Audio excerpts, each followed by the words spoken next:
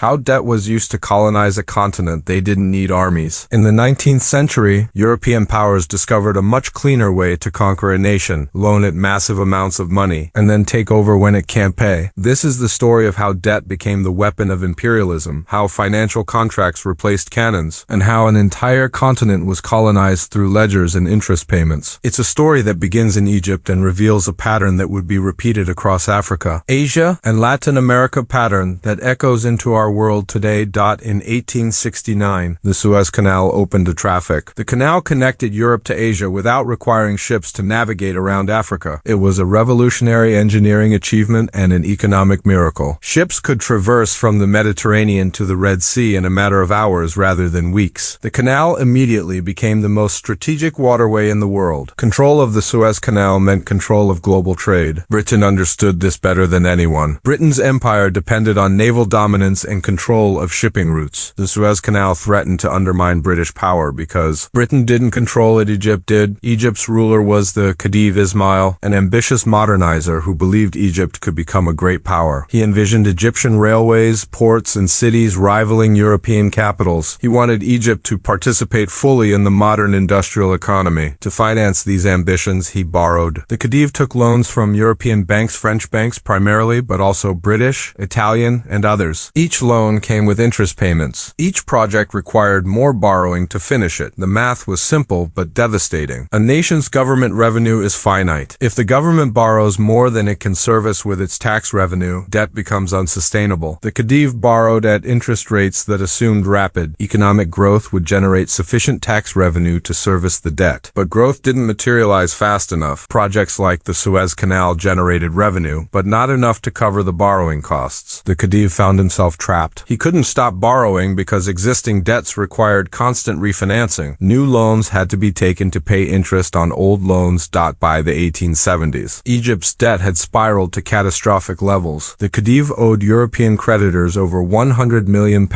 an enormous sum for the era. Egypt's entire annual government revenue was perhaps £12 million. The math was impossible. The Khedive was paying more in debt service than in all other government spending combined. Schools, hospitals, infrastructure, everything was starved of resources to pay European creditors. In 1875, the Khedive made a desperate decision. He sold Egypt's shares in the Suez Canal to Britain. This was a stunning reversal. Egypt had built the canal and owned significant shares, but the Khedive needed cash desperately and was willing to sell the nation's crown jewel to European powers. Britain bought the shares for £4 million, a price that benefited Britain far more than Egypt. Britain now had direct control of the canal and a stake in its revenues. The British government understood the strategic significance perfectly. Control of the Suez Canal was now British, but selling the Suez Canal shares didn't solve Egypt's debt crisis. The Khedive still owed enormous sums to European creditors and couldn't pay. In 1876, he announced a default on part of Egypt's debt. He would pay creditors less than they were owed. The reaction from Europe was swift and coordinated. The creditors demanded full payment. They couldn't tolerate a sovereign default because it would set a precedent. If Egypt could default, other debtor nations might follow. The entire international credit system depended on creditors being able to enforce repayment. Britain and France took control. They appointed a commission to oversee Egypt's finances. The commission was composed of European officials with virtually no Egyptian participation. The Khedive remained technically in power, but real authority shifted to the Europeans. They could dictate budget priorities, approve spending, and redirect revenue to debt payments. This was financial colonization, the conquest of a nation's government by its creditors. Through contractual mechanisms rather than military force, the commission imposed brutal austerity on Egypt. Government spending was cut drastically. Military budgets were slashed. Development projects were abandoned. Schools and hospitals closed. Wages for government workers were frozen. All available revenue was directed to paying European creditors. The Egyptian population suffered terribly. This was colonization without conquest, the subordination of an entire nation's resources to serve foreign creditors. By 1881, Egyptian nationalism was surging. The army, which had been humiliated by budget cuts and foreign control, became a focal point of resistance. An officer named Urabi emerged as a nationalist leader, uniting the military and popular opinion against foreign financial control. Urabi led a revolt that forced the Khedive to accept reforms and dismiss European advisors. The Urabi Revolt represented Egyptians attempting to reclaim control of their nation from foreign foreign creditors, Britain and France viewed the revolt as a threat to their financial interests and their control of the Suez Canal. They couldn't allow Egypt to default on debts or to expel foreign financiers. In 1882, Britain invaded Egypt militarily. The stated justification was protection of British lives and interests, including the financial interests of creditors. In reality, the invasion was about protecting Britain's financial claims on Egypt and maintaining British control of the Suez Canal. The Urabi Revolt was crushed. Urabi was exiled. Britain occupied Egypt militarily and maintained occupation for decades. What's remarkable is how the debt mechanism enabled this imperialism. Britain didn't need to conquer Egypt through a long military campaign. The debt created legal and financial mechanisms through which creditors could seize control. When political resistance emerged, the creditor nations could justify military intervention as necessary to protect financial agreements and restore order. The entire occupation of Egypt was justified in European, legal, and political discourse as necessary to enforce debt repayment. This pattern repeated across the colonial world. In Latin America, European and American banks lent money to governments. When countries couldn't pay, foreign powers took over their finances, collected customs revenues, and sometimes militarily occupied territory. In the Ottoman Empire, the debt mechanism was used to extract concessions and undermine sovereignty. In China, Western powers used debt as leverage to demand special trading privileges and territorial concessions, the mechanics of debt. Imperialism were consistent. A ruler wanted to modernize and borrowed from foreign creditors. The projects often didn't generate sufficient returns. Debt accumulated faster than income. The nation entered default. Foreign powers took control of finances and redirected all available revenue to debt service. Development and social spending were eliminated. The population suffered. Nationalist resistance emerged. Foreign powers used military force to maintain control, justified as necessary to protect creditors' interests. What made this system so effective was that it was technically legal and contractual. There was no violation of international law. Creditors were simply enforcing contracts. Debtor nations had voluntarily agreed to repayment terms. If they couldn't pay, the contractual remedy seizure of assets, control of finances, military intervention were justified as legitimate enforcement of agreements. The entire apparatus of colonialism could be justified through financial and legal mechanisms rather than through naked military conquest. The Suez Canal became a symbol of this financial imperialism. Britain controlled the canal not because it built it, but because it held financial leverage over Egypt. The canal served British interests, maintaining the British Empire and protecting British trade. Egypt's control over its own strategic asset had been surrendered to foreign creditors and, ultimately, to British military occupation. The occupation of Egypt lasted until 1952, when Gamal Abdel Nasser led a revolution that overthrew the British-backed monarchy and seized control of the Suez Canal. Nasser's seizure of the canal in 1956 triggered another confrontation. But by then, the world had changed. The age of openly military imperialism was ending. Nasser could successfully resist because colonial empires were weakening and international opinion opposed blatant conquest. But the underlying mechanism, the use of debt to subordinate nations to foreign interests, remained. This mechanism persists today in different forms. The IMF and World Bank lend money to developing nations with conditions that prioritize debt repayment over social spending. When nations default or face debt crises, international institutions seize control of fiscal policy. Austerity is imposed. Development is sacrificed to service debt. This is financial colonialism updated for the modern era, the subordination of developing nations to the interests of creditors through debt mechanisms rather than military occupation.